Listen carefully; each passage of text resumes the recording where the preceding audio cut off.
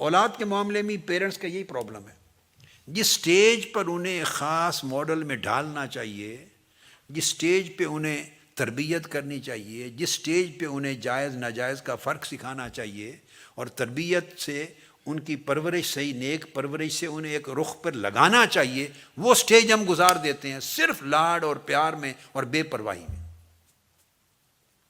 حقوق اور فرائض میں توازن نہیں کرتے۔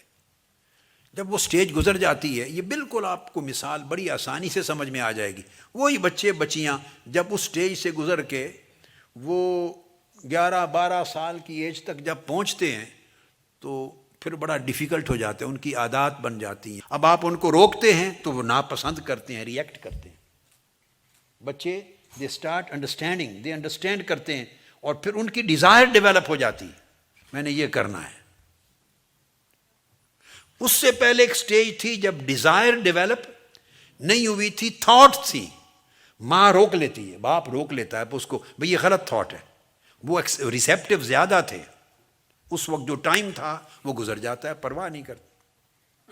اس لیے آپ کو پتہ نہیں یہ باتیں یاد ہیں یا نہیں، مگر آپ کے والدین کو یاد ہوں گی، اور جو سینئرز بیٹھے ہیں ان کو تو خوب یاد ہوگی کہ میں ہمیشہ 80s کے وقت میں کہتا تھا، 90s کے زمانے میں کہتا تھا کہ بچے جب انگلیاں پکڑ کے چلنے والے ہیں اس وقت انہیں لایا کرو یہاں، یاد ہے؟ اس سٹیج پر انہیں اپنی راہ پر چلایا کرو، ان کا خیال کرو، ان کا خیال کرو، ان کا خیال کرو، ان کی پرورش اس رخ پر کرو۔ جب 10 سال وہ کراس کر جائیں گے، 11-12 سال کی عمر کو پہنچیں گے، تو اس وقت سمجھیں وہ صاحب فکر ہو جاتے ہیں۔ کچی فکر ہے یا پکی، صحیح ہے یا غلط، یہ اس کویسچن نہیں ہے، ان کی فکر بن گئی۔ اب کچی پکی تو دوسرا دیکھنے والا کہے گا نا، بھئی یہ بچہ ہے، اس کو کیا پتا، اس کی فکر ابھی کچی ہے، ذہن کچا ہے۔ وہ تو دیکھنے والا کہے گا نا کچا، مگر اس سے بھی پوچھیں وہ مانتا ہے میں کچا ہوں؟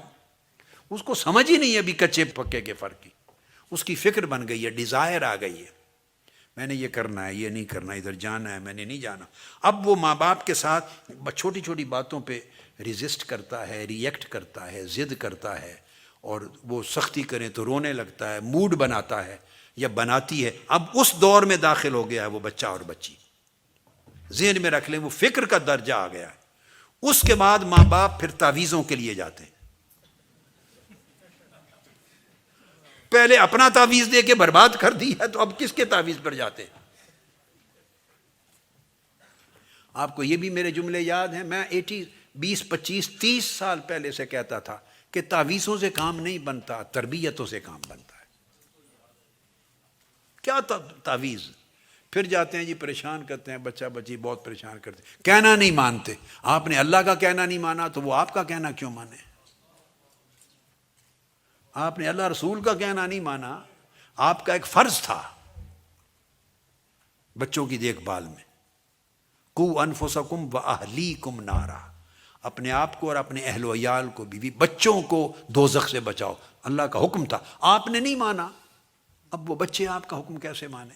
مجھے یاد ہے ہماری اپنی ریلیٹیو ایک خاتون ہوتی تھی جنگ میں، وہ میرے پاس ہر وقت شکایت لاتی تھی اپنے بیٹے کی، یعنی میرے ننیال کی طرف سے ایک ریلیٹیو تھی، خاتون تھی، تو اپنے بیٹے کی شکایت لاتی تھی ہر وقت، میرا کہنا نہیں مانتا۔ پنجابی میں وہ کہتی تھی، اب میں تو دہرا نہیں سکتا وہ لفظ ہیں، مجھے برا بھلا کہتا ہے، سخت بولتا ہے، اونچا بولتا ہے میرے سے، یہ کہتا ہے، یہ کہتا ہے۔ میں سنتا تھا تو وہ جس پنجابی زبان میں وہ خاتون کہتی تھی، میں اسی پنجابی زبان میں جواب دیتا تھا۔ میں نے کہا بی بی تو وہ صحیح کرتا ہے۔ کہتے کیسے صحیح کرتا ہے؟ میں نے کہا آپ نے سکھایا ہی یہ ہے اس کو،